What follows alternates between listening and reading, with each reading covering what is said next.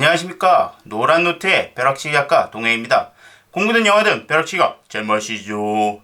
요즘 잘못된 플롯을 잡고 헤매고 있는 많은 영화들을 위해 80년대 90년대 탄탄한 플롯 중심의 헐리우드 상업 영화를 전격 분석하는 8090 영화 해부학 시간.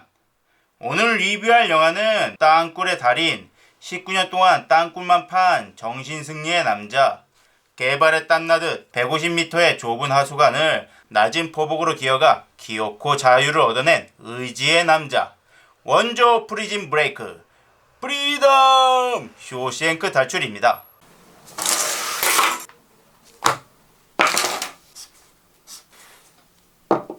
노란 노트. 요즘 너무 덥습니다. 다행히 비가 와서 조금 열기가 식었네요. 그런데 이사를 제일 더운 날에 써 죽을 뻔했습니다. 포장 이사를 했는데 견적을 여러 군데 받았어요. 그런데 다른 곳보다 견적이 많이 싼 곳이 있는 거야. 너무 싸서 이거다 싼 맛에 했는데 그 있잖아, 뭔가 찝찝한 느낌. 진짜 아니나 다를까 싼 게 비지떡이라고 막 짐 아무렇게나 던져놓고 마무리도 엉망에 도망치듯 떠나고 브라인드 구겨지고 난리도 아니었습니다. 이사 당일날 진짜 스트레스 많이 받았습니다. 여러분, 1부터 8까지를 4자로 줄이면 뭘까요? 제가 의뢰한 이사업체가 정답과 관련된 이사업체입니다. 네, 다시는 그 업체에서 이사를 의뢰하나 마라. 그리고 아직 이사 정리가 덜 끝났어. 아마 이사 정리가 완벽하게 끝나려면 한 반년은 걸릴 듯 보이네요. 이런 된장. 그래도 좀 더 조용하고 쾌적한 곳으로 이사를 와서 그걸로 만족합니다. 아무튼 오늘 영화는 여름을 시원하게 탈출하게 만들 영화 쇼생크 탈출입니다. 쇼생크 탈출은 판타지 공포소설계의 거장 스티븐 킹의 단편소설 모음집 봄, 여름, 가을, 겨울 4개 중 첫 파트인 중편소설 봄, 리타 헤이 워즈와 쇼생크 탈옥을 원작으로 하고 있습니다. 바로 이겁니다. 이로 스티븐 킹은 자신이 공포소설만 잘 쓰는 게 아니라는 것을 증명했죠. 오늘은 원작 소설 작가에 대한 얘기나 영화의 플롯에 대한 얘기보다는 감독에 대한 얘기를 좀 많이 할 것 같네요. 쇼생크 탈출의 감독은 제가 가장 좋아하는 감독 중에 한 명입니다. 바로 프랭크 다라폰트인데요. 아마 이분에 대해 모르시는 분들이 굉장히 많을 겁니다. 원래 옛날에는 주로 블록 같은 B급 공포영화의 시나리오를 쓰는 시나리오 작가 출신이죠. 그러나 이분이 만든 드라마를 얘기하면 할 겁니다. 이분이 누구냐? 그 유명한 미드 워킹데드 시즌 1, 2의 감독과 각본을 맡은 분입니다. 다라폰트 선생님이 로버트 커크만의 동명 만화책 워킹데드를 보고 기획을 시작했다고 하네요. 투자 제작사의 거절 등 여러 우여곡절이 있었지만 결국 AMC를 통해 워킹데드를 제작하게 됩니다. 선생님, 정말 투지가 대단하시네요. 다라폰트 선생님이 원래 영화 제작부 조수로 영화계에 발을 들였고 그 이후 시나리오 작가의 길을 걸어갔죠. 스티븐 킹 작품을 영화화한 것 중에 이분이 참여한 게 꽤 많습니다. 쇼생크 탈출, 그린 마일드, 미스트 등등 감독을 하셨죠. 모두 스티븐 킹 원작으로 하고 있습니다. 다라폰트 선생님도 작가 출신으로 작가의 마음을 잘 안다고 스티븐 킹의 원작 소설 내용에서 거의 벗어나지 않고 영화를 만든 게 특징이라면 특징이라고 할 수 있겠네요.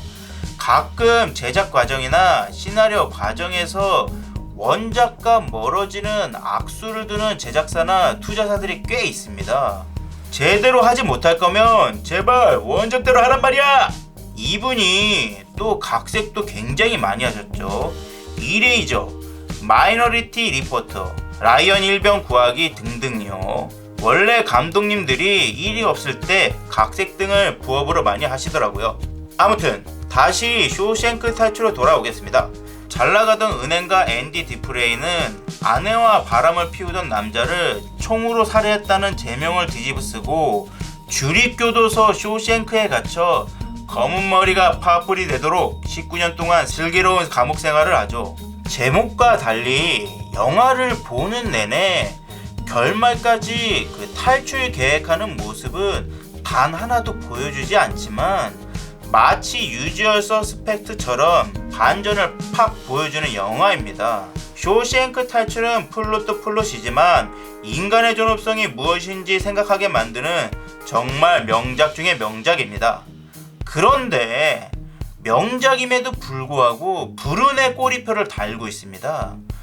재수도 더럽게 없지. 설날에 오모른다고. 쇼생크 탈출은 브레이드 러너와 함께 저주받은 걸작이라고 하기도 하고요. 아카데미가 놓친 최고의 영화라고 하기도 하죠. 이 쇼생크 탈출은 아카데미 시상식에서 7개나 노미네이트가 됐지만 하나도 상을 타지 못했으며 흥행에도 대참패를 했습니다.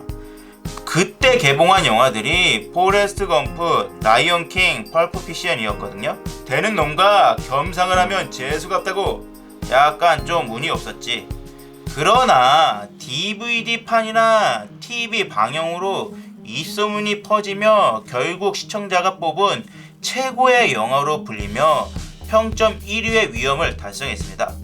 역시 좋은 작품은 언젠가는 알아주게 돼 있죠. 그래서 당장의 눈앞에 있는 이익보다는 최고의 가치를 위해 뛰는 게 맞는 것 같습니다. 쇼생크 탈출의 감독과 각본을 맡은 다라폰트 선생님께서 원작에서 거의 벗어나지 않으려고 한 것도 정말 신의 한 수였던 것 같습니다.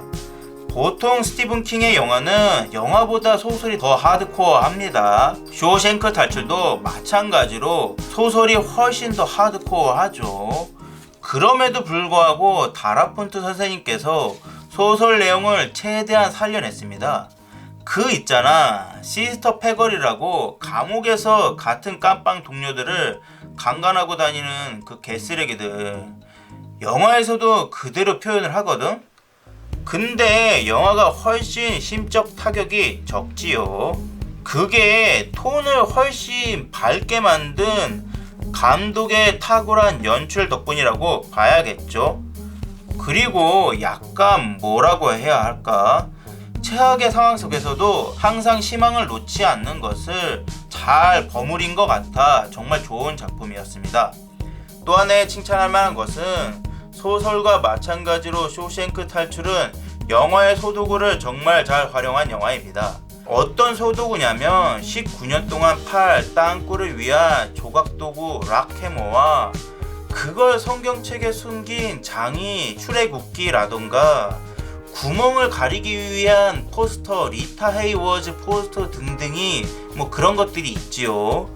그래서 소설 원제가 리타 헤이워즈이죠. 리타 헤이워즈는 그 당시 미국의 유명한 여배우로 나중에 이 포스터가 마릴린 몰로, 라칼 워치 등으로 바뀝니다.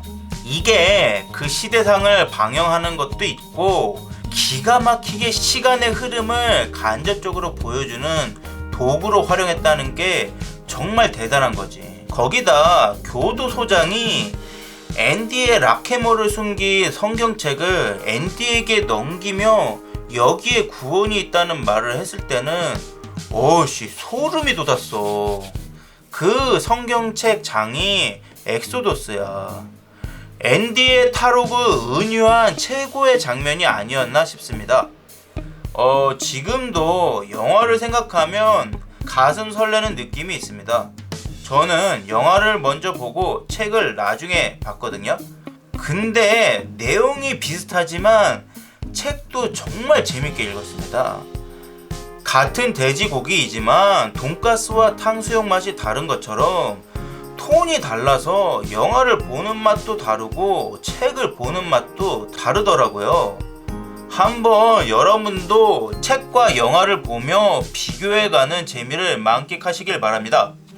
8090 영화 해부와 우리를 억압하고 짓누르는 잔인한 세상 속에서 인간의 존엄성과 자유, 희망의 가치를 알려준 영화 쇼생크 탈출이었습니다. 마지막으로 쇼생크 탈출 명언 하나 얻고 끝마치겠습니다.